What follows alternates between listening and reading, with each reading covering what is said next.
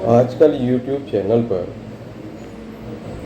एक से एक बड़े ऐसे लोग आ गए हैं जो विज्ञान के नाम पर, सिद्धांत के नाम पर, ज्ञान के नाम पर और विद्वता के नाम पर सनातन विरोधी और अध्यात्म के विरोधी हो गए। उनकी निगाह में आज भी यही जीवन सब कुछ है, इसके अलावा कुछ भी नहीं है।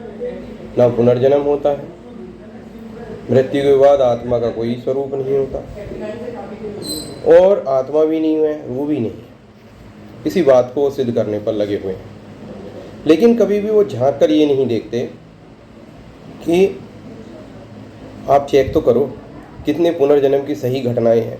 यूट्यूब पर ही जाके देख लो, उसके बाद उनके घर जाके देखो, रिसर्च तो करो। ये पुनर्जन्म की घटनाएं सदैव ये बताती हैं कि मरने के बाद आदमी की आत्मा का एक जो परिपेक्ष है वो बचा होता है, सत्यता है। और जब आत्मा है, शरीर है, तो परमात्मा भी है। और देखो, जब दिक्कत आती है तब आप उसे ही याद करते हो। अब क्या है कि हम कैसे उसको, परमात्मा को जाने या माने। देखो, जानने की तो बात यह है कि वो अयज्ञ है, अनंत है और बुद्धि से परे है, सभी कहते हैं। तो जानना तो मुश्किल है। मानने के लिए हम मूर्ति पूजा या बिना मूर्ति के पूजा और विभिन्न प्रकार की प्रार्थनाएं, विभिन्न प्रकार की आरतियाँ, आयतें, मंत्र, अलग अलग चीज़ें, हजारों लाखों प्रकार के मेथड हैं जिसमें हर एक कोई कहता है कि हम ठीक है। मुस्लिम कहते हैं 5 वक्त की नमाज पढ़ो, कलमा पढ़ो, अल्लाह पे विश्वास करो, पैगंबर साहब पर विश्वास करो, उन पर अपना ईमान लाओ, ये उद्धार का रास्ता है। क्रिश्चियन कहते हैं ईसा मसीह पर विश्वास करो, ईश्वर पे विश्वास करो, बाकी सब छोड़ दो। हिंदू कहते हैं कि जैसा जो हमारे जो विभिन्न देवी देवता हैं उन पर विश्वास करो, गुरु पर विश्वास करो। और सिख कहते हैं नानक देव महाराज पर जो गुरु हैं उन सब पर विश्वास करो और परमेश्वर पर विश्वास करो। तो सब चीज़ में एक कॉमन चीज़ है, परमेश्वर पर विश्वास करो, हर एक धर्म कहता है।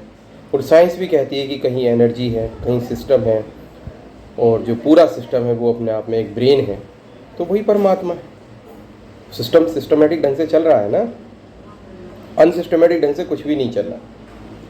तो जब परमात्मा है तो उसे प्राप्त करने का मेथड, तो जो लोग हमें फॉलो कर रहे हैं, हम उनको बस यही कहना चाहेंगे, प्राप्त करने का जो हमारे मंत्र साधना ध्यान लोक में मेथड है वो ये है कि एक प्रार्थना, जिसको हम मंत्र कहते हैं, उसको जाप करते हुए गहरी सांसों में ध्यान करते हुए,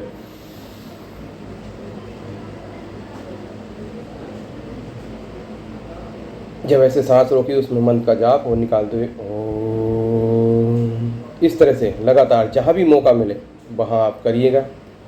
और आपको धीरे धीरे अच्छा लगने लगे, आपका कॉन्फिडेंस जगने लगे, आप इंसानों की चापलूसी बंद करके भगवान पर विश्वास करने लगें और बढ़ने लगें, तो देखिएगा इसका मतलब आप सही रास्ते चल रहे हैं। परमपिता परमेश्वर को जिस भी रूप में आप चाहते हो, जिस रूप में आप मानते हो, उसी रूप में उनकी कल्पना कीजिए। अभी तो कल्पना कीजिए, जब कृपा करेंगे तो वास्तव में आपको अनुभव भी करा देंगे।